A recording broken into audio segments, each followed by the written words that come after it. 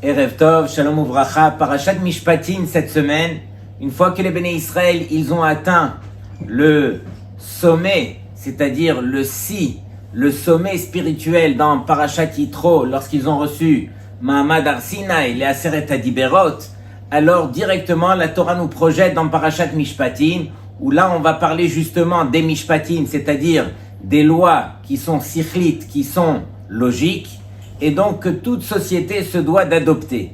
Entre autres, il y aura bien sûr les lois du Eved Ivri, les dîners Nezikin, les dîners des Shomrim, etc.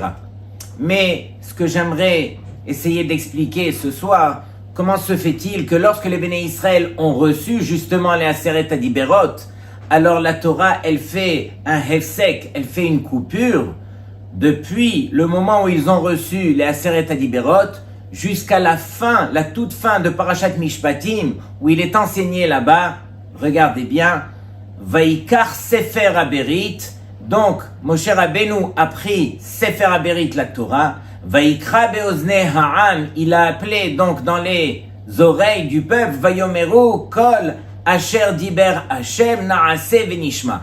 Et donc le peuple s'est prononcé à partir de là, Naase Venishma. Et donc ce Naase Venishma, comme on le connaît si bien, Naase on fera, Venishma on comprendra, alors on ne le voit qu'à la toute fin de Parashat Mishpatim. Comment se fait-il que la Torah ait fait encore une fois une coupure, un hefsek aussi grand entre le fait d'avoir reçu les Aseret Adiberot, où là les Béné Israël ne se sont pas prononcés, il y a eu donc Parashat Mishpatim, et ensuite, tout de suite après, on voit le Naase Venishma. Pourquoi encore une fois cette coupure? Et donc, comme vous le savez, Rabotai, alors ce Naase Venishma, la Gemara nous l'enseigne de toutes les couleurs, puisque la Gemara nous dit comme ça dans Masechet Shabbat, Amar Rabbi Elazar, Beshara Shekdimu Israël Naase Lenishma, au moment où les Béné Israël, ils ont devancé le Naase du Nishma, Yatzta Batkol, une voix céleste est sortie, Ve'amra lahen, et leur a dit, Migila le Banai Raz Ze, qui c'est qui a dévoilé à mes enfants ce secret, Shemal Ache Asharet Mishtam Shinbo, que c'est uniquement les anges qui utilisent ce genre de secret, de dire d'abord Naase et ensuite Nishma, c'est-à-dire que les anges, comme on le sait, ils n'ont qu'une seule mission sur terre, qui est de faire Retzon Hashem. Un ange lui-même, c'est la volonté d'Hachem. Et donc pour lui, avant même de réfléchir directement à qu'est-ce qu'il va faire, Naase, je fais la volonté d'Hachem, c'est la raison pour laquelle j'ai été créé. Et on voit que les Béné Israël sont arrivés à ce niveau des anges, de dire Naase avant le Nishma. Qui c'est qui a dévoilé une chose pareille? La Gemara nous dit, c'est uniquement les anges qui disaient une chose pareille. Barechu Hashem al-Achav, Gibore Koach Ose Devaro. Donc c'est marqué d'abord, Gibore Koach, ceux qui sont forts, c'est-à-dire les anges, c'est marqué Ose Devaro. Ils font la parole d'Hachem, Lishmoa Bekol Devaro, et ensuite c'est marqué, ils vont écouter la parole d'Hachem. Et donc la Gemara nous dit Beresha, au début c'est marqué Ose, Vehadar, et ensuite c'est marqué Lishmoa, et donc ensuite on voit qu'ils vont comprendre. Ça c'est les anges. Et donc nous les Béné Israël, on est arrivés à ce niveau de pouvoir dévoiler un secret pareil qui jusque-là n'appartenait qu'aux anges. Et donc ce secret, on va essayer de comprendre pourquoi est-ce que justement il a été attribué aux Béné Israël après les Mishpatim. Et donc, Rabotai, vous savez que la paracha commence par le mot « Ele ».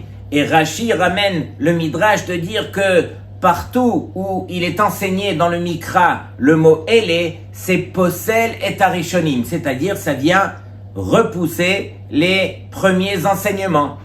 Et lorsqu'il est marqué « Ve'ele » avec le « Vav », c'est « Mosif al Arishonim », ça veut dire ça vient rajouter sur ce qui a été enseigné auparavant.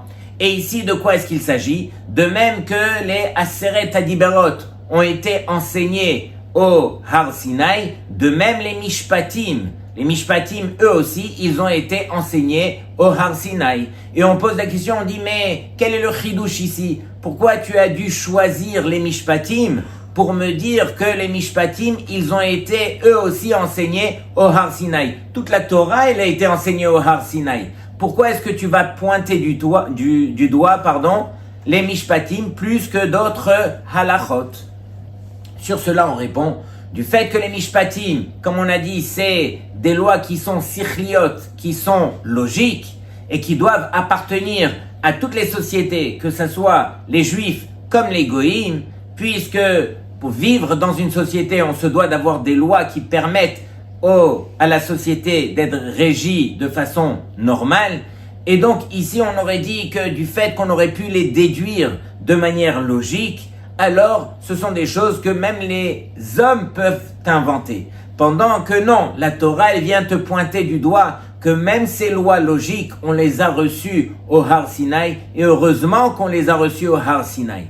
Il faut marquer aussi que c'est marqué Lifnehem, Asher Tassim Lifnehem. Devant eux, c'est qui devant eux? Devant les Juifs, et non pas devant les Goïm. C'est marqué Lo asachen lechol goy ou mishpatim banidaum. C'est marqué que les Goïm ne connaissent pas les Mishpatim. Bien qu'ils les appliquent dans leur société, ils ne pourront jamais atteindre le niveau de Emet comme les Béné Israël peuvent l'atteindre dans les Mishpatim de la Torah. La Torah, c'est uniquement la Torah qui nous enseigne le Emet derrière les Mishpatim. Et non pas uniquement pour arrondir les angles autour des lois qui peuvent régir une société, mais pour atteindre un niveau de Emet que la Torah peut nous dicter. Et c'est la raison pour laquelle, alors on dit que les Goïm, eux, pourquoi ils n'atteignent pas ce niveau de vérité comme la Torah? Parce que c'est marqué que les Goïm, eux, ils font leurs lois, où ça? Dans les batés archaot, dans leurs tribunaux. Et Rashi nous dit, c'est quoi les batés archaot? Pourquoi on les appelle des archaot selon les mesures? Parce que Rashi dit, Hakol aruch lefi sichlam. Parce que tout est mesuré par rapport à leur intelligence. Et nous, bien sûr que l'intelligence de la Torah, elle dépasse de loin, et heureusement, l'intelligence des hommes pour nous amener justement au Emet. Et une deuxième raison pourquoi il est marqué Asher Tassim Lifnehem, que vous mettrez Lifnehem devant eux, devant les Juifs et non pas devant les Goïm, pour dire que si finalement on a un différend avec un frère juif, alors on se doit de le régler dans un Beddin autour de Rabbanim qui régissent selon les lois de la Torah et non pas d'aller chez les tribunaux Goy, bien qu'il s'agisse de lois, encore une fois, qui sont logiques. Même dans ce cas, on devra justement aller dans les batés dinim et non pas dans les batés archaot. Autre chose aussi, donc on voit que ces mishpatim là sont très très logiques. Revenons un petit peu au Aseret Adiberot, vous allez voir quelque chose, un secret incroyable qui est caché derrière. C'est marqué que dans les tables de la loi, Akadosh Baruch Hu, il a voulu justement agencer les deux côtés de la table de la même façon. Et je m'explique, c'est-à-dire que du côté droit, il y avait toutes les lois qui étaient Ben Adam, la Makom. Et du côté gauche, c'était toutes les lois qui étaient Ben Adam, la Havero. Si vous comptez le nombre de lettres, vous allez voir que à droite, Ben Adam, la Makom, il y a 533 lettres. Du côté gauche, Ben Adam, la Havero, il y a que 87 lettres. Mais encore une fois, le tableau était utilisé de façon pareille. Il y avait une parité, c'était égal au niveau de tout ce qu'on pouvait retrouver. Mais comment faire pour mettre d'un côté 533 et de l'autre côté que 87? Sur cela, d'abord entre parenthèses, 533 plus 87 égale 620. 620 c'est quoi? C'est les 613 mitzvot plus les 7 midei Rabbanan. Et donc, on voit que Akadosh Baruch Hu, qu'est-ce qu'il a fait? Il a quelque part serré les 533 lettres pour qu'elles puissent rentrer sur le côté droit. Et qu'est-ce qu'il a fait surtout? Il a agrandi les 87 lettres du côté de Ben Adam, la Havero, pour qu'elles puissent prendre toute la place du côté gauche. Et pourquoi Hachem a fait cela? Parce que, Rabotai, regardez bien, tout notre rêve, toute notre ambition la plus grande est de pouvoir servir Hachem et de réussir dans sa avodat Hachem. Mais Akadosh Baruch Hu, il vient nous dire en toutes lettres que celui qui veut se rapprocher de moi, il est obligé avant tout de se rapprocher de son prochain, de son ami. C'est une des raisons pour lesquelles, alors je me suis forcé de retrécir quelque part le récit dans Ben Adam Lahavero pour agrandir les lettres, pour te permettre de comprendre, toi Ben Israël, combien la place de ton prochain, elle est combien importante. Et donc c'est la raison pour laquelle ici Akadosh Baruch Hu a agrandi les lettres justement du côté de Ben Adam Lahavero pour que ça puisse prendre toute la place. Rabotai, il y a combien d'exemples qu'on pourrait donner justement sur le Ben Adam Lahavero, mais je choisis de vous parler d'un des Gdolim de la génération précédente, nul autre que Rabbi Shlomo Zalman Auerbach Zatzal, qui était lui-même un des Gdolim de la génération, et il était rempli de Torah, mais surtout rempli de Midot Tovot. Vous savez que quand il est niftar, c'était la première fois qu'on remarquait en Israël, lors de l'enterrement, il y avait un échantillon d'Israéliens de toutes sortes, c'est-à-dire depuis le parti Meretz, les anti-religieux, jusqu'au Neturei Karta, tout le monde représentait le peuple à sa Levaya, tellement qu'il avait fait Roshen, ça veut dire qu'il avait touché sa génération grâce à son sourire et à ses bonnes midot. Tout le monde le connaissait, Rabbi Shlomo Zalman Auerbach. Et Rabotai, alors vous savez que dans une maison, on peut trouver des gens qui de l'extérieur ont l'air tellement gentils, tellement calmes. Mais quand est-ce qu'on peut mesurer quelle est la grandeur d'une personne? C'est justement à l'intérieur de la maison. Lorsqu'on est à l'intérieur de la maison, alors il n'y a qu'avec son conjoint ou avec ses enfants, etc., qu'on pourra justifier ou témoigner si vraiment on a un niveau de midot comme on le montre de l'extérieur, ou bien non. À l'intérieur, en général, on a tendance à quelque part à se lâcher, et donc ça ne reflète pas réellement qui on est ou qui on veut être, mais qui on est vraiment, c'est celui qui est représenté à la maison. Et donc, ce gadol en question, il avait une dimension de Shlom Bayit qui dépasse l'entendement. Chose qu'on n'entend pas tous les jours. Et il y a une histoire qui circule et qui est écrite dans tous les livres de Shlom Bayit, mais j'aimerais vous la raconter uniquement pour la deuxième partie, qui elle est très peu connue du public, que j'aimerais vous dévoiler ce soir. Rabbi Shlomo Zalman Auerbach, il a perdu son épouse 3 ans avant son propre décès. Et ses élèves les plus proches, ils ont eu tellement peur lors de la Levaya. Tout le monde était venu faire kavod au gadol. Tout le monde était venu donc pour la Levaya de son épouse, la rabbinite. Mais à ce moment-là, les élèves, ils ont dit, on sait ce qu'on va faire. Rabbi Shlomo avait déjà dépassé les 80 ans. On va faire une bague autour de lui, c'est-à-dire on va se tenir par les mains et on va faire un cercle autour de lui pour ne pas qu'il y ait des gens qui viennent pour le bousculer. Donc on va le protéger. Et donc c'est ce qu'ils ont fait, ils l'ont mis au milieu, ils l'ont avancé, ils voulaient arriver vers le cimetière. Et voici que Rabbi Shlomo Zalman, il leur dit, amenez-moi d'abord vers le corps de mon épouse.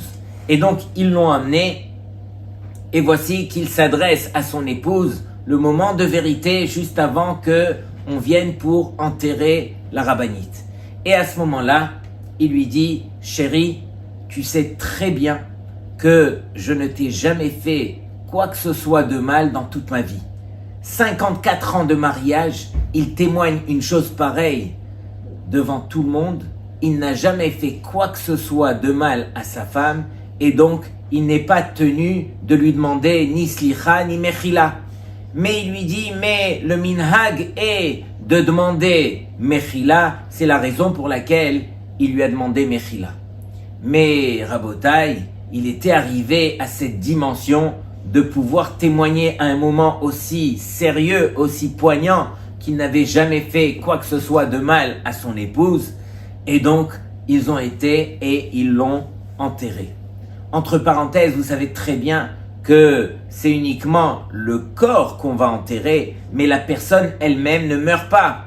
On sait que le corps c'est quoi? C'est l'enveloppe. Le corps c'est quelque part celui qui couvre la personne. Mais la personne c'est la neshama. La neshama ne meurt jamais et avant d'être enterrée, la neshama elle plane au-dessus du corps et c'est à elle qu'on s'adresse lorsque on vient pour parler avant l'enterrement.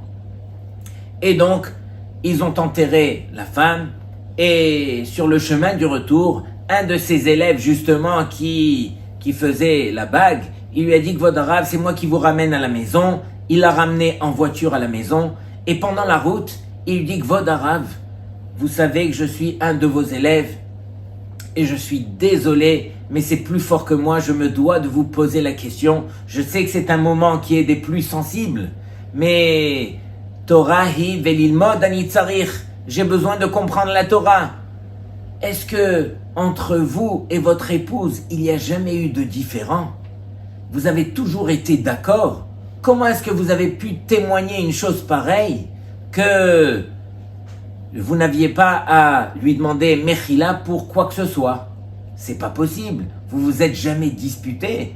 Et donc le Rav, il sourit et il lui dit, je vais te dire la vérité, il y a eu ô combien de différends entre nous.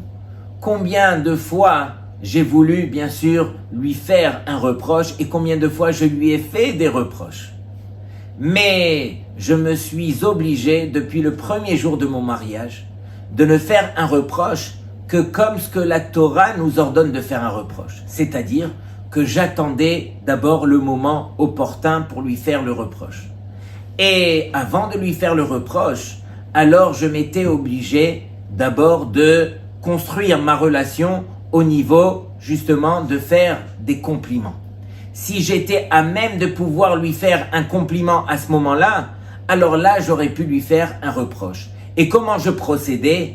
D'abord, je réfléchissais, je lui faisais un compliment, et une fois que j'avais vraiment mis le paquet sur le compliment, là je lui glissais le reproche, et ensuite je terminais encore une fois par un autre compliment. C'était uniquement de la sorte qu'on a vécu ensemble pendant 54 ans. Et Rabotai, si on veut imager un petit peu le portrait, à quoi cela ressemble? Il y avait une fois une femme qui, elle se faisait rabaisser par son mari. Son mari adorait la charrier. Et il l'embêtait, il la charriait aux yeux des membres de sa famille, aux yeux des étrangers. Et elle était tellement vexée, elle se sentait tellement rabaissée, elle avait du mal. Et elle se disait, ça y est, on rentre à la maison et je vais lui dire et je vais lui faire. Et elle voulait vraiment le descendre. Mais elle s'est dit, je n'ai rien à gagner que de le descendre. Pourquoi? Parce que si je rentre à la maison et je lui envoie en pleine tête, lui aussi, il va réagir et finalement, on va finir par se disputer comme on a des fois l'habitude. Mais en fin de compte, il n'aura pas appris la leçon et il n'aura même pas compris qu'est-ce que j'ai à lui reprocher et j'aurai tout perdu. Donc, elle a essayé de jouer le jeu de Rabbi Shlomo Zalman Auerbach Zatzal. Elle est rentrée à la maison et elle s'est obligée d'abord de fermer sa bouche et de ne rien dire. Quand on rentre à la maison, c'est pas le moment de commencer à sortir les dossiers. Elle a attendu que son mari se pose, qu'il ait mis quelque chose dans la bouche. Il s'est installé sur le canapé, il a pris son journal et il a commencé à lire le journal. Et elle, depuis la cuisine, elle lui envoie comme ça, « Chérie, je te dois des remerciements depuis hier matin. » Et lui, il est plongé dans son journal, il lève les yeux et il dit, « Oh, ça a l'air d'être intéressant. Elle me doit des remerciements. » Elle lui dit, « Oui, tu sais que avant-hier soir, j'étais épuisé. J'étais vraiment fatigué et donc j'ai été me coucher sans faire la vaisselle. Le lendemain matin, quand je me suis levé, j'ai vu que tu avais fait toute la vaisselle.